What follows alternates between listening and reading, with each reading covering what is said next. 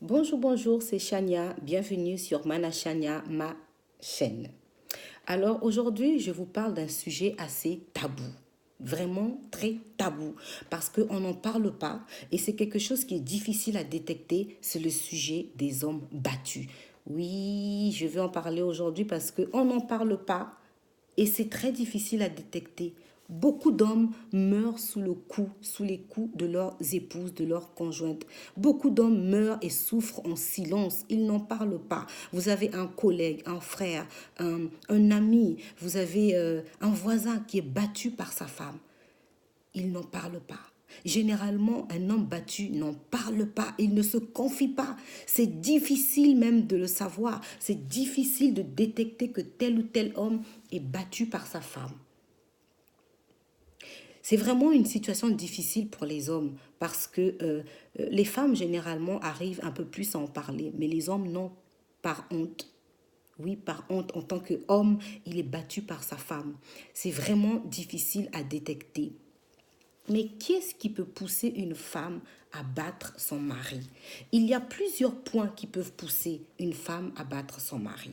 Nous avons par exemple une femme qui a peut-être dans son enfance a été victime d'inceste, de viol de la part des parents, d'un frère, d'un oncle, d'un cousin ou même d'un proche des parents, d'un ami des parents. Et à cet âge-là, 7, 8, 9 ans, vraiment à bas âge, les enfants n'en parlent pas par peur, par honte, mais aussi parce que des fois, ils ne se rendent pas compte que c'est quelque chose de mal. Et c'est en grandissant que la femme qui va comprendre que c'était quelque chose de mal, qu'elle a été victime de ça, et elle va transférer cette colère sur l'époux, sur son mari. Mais il y a aussi peut-être qu'elle a grandi dans ce manque d'affection paternelle, ce manque d'amour paternel, et ça crée une rébellion dans son cœur, une révolte, et effectivement, c'est le mari qui en pâtit, qui souffre de ça.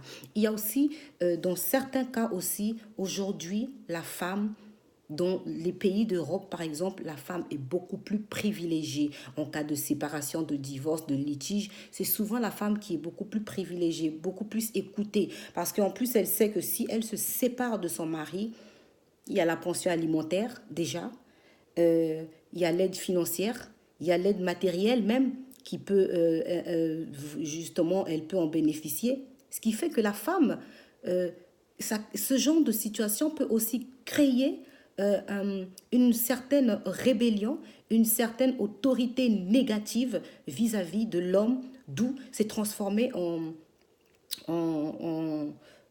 justement en cette violence-là.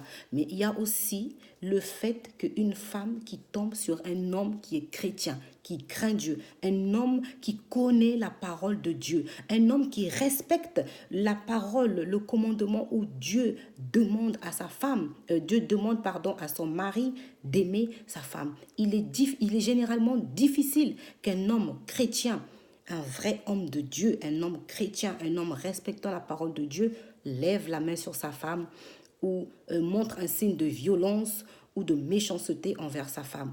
D'où la femme va profiter de cette situation-là, sachant que c'est un homme qui est doux, qui ne veut pas montrer son autorité, qui veut pas montrer, qui n'a pas de personnalité violente ou agressive.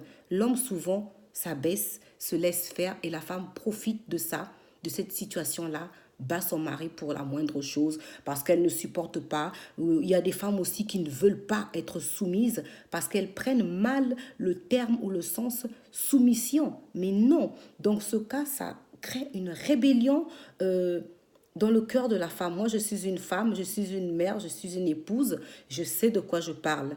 Donc, la soumission, souvent, elle est mal prise chez les femmes. Ça crée une bombe, une rébellion. Et si une femme est tombée sur un homme qui est doux, qui est patient, qui est assez discret, la femme profite de cette situation-là. Vous avez peut-être un proche qui vit cela.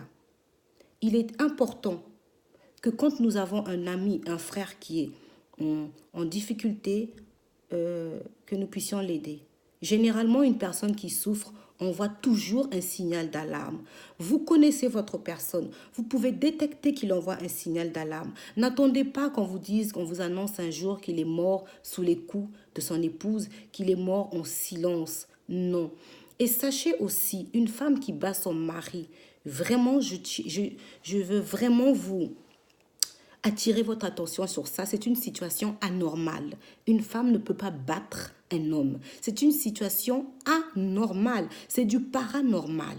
C'est vraiment du paranormal. C'est de l'envoûtement. Une femme ne peut pas battre son mari. Si vous avez un cas pareil, cherchez à aider ce couple-là, à aider cet homme-là de la situation qu'il vit. Vous pouvez chercher un homme de Dieu, un vrai homme de Dieu, un bon homme de Dieu qui peut vous aider dans la prière, qui peut vous aider dans les conseils envers la femme, envers le couple, pour vous s'en sortir et de résoudre cette situation. Mais sachez qu'aucun problème n'est au-dessus de Dieu. Dieu peut tout résoudre. Il peut tout résoudre. Il n'y a aucun problème qui est impossible à Dieu. Et sachez que garder la honte, garder un sujet parce qu'on a honte n'est pas une porte pour s'en libérer. Regardez autour de vous. Si vous avez un frère, un ami qui est battu, aidez-le. Apportez-lui votre soutien. Trouvez un homme de Dieu, un bon, un vrai, et vous aurez la solution. Bon courage. Au revoir. C'était Mana Chania. À très bientôt. Bye bye.